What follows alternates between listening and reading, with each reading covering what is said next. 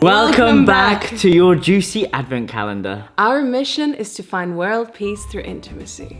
My name is Shaft Uddin. And my name is Ronja. And today we have exercise number 12. The leaning cowgirl.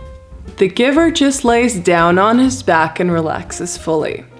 The receiver sits on top with her legs bent below her.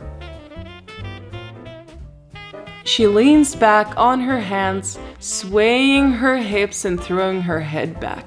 If you want, you can also put your feet up for a more free and maneuvering position. Thank you for watching and don't miss tomorrow's episode. And don't miss all the links below, following us, thumbs up, and all that stuff. All that stuff. The biggest gift you could give each other is your presents.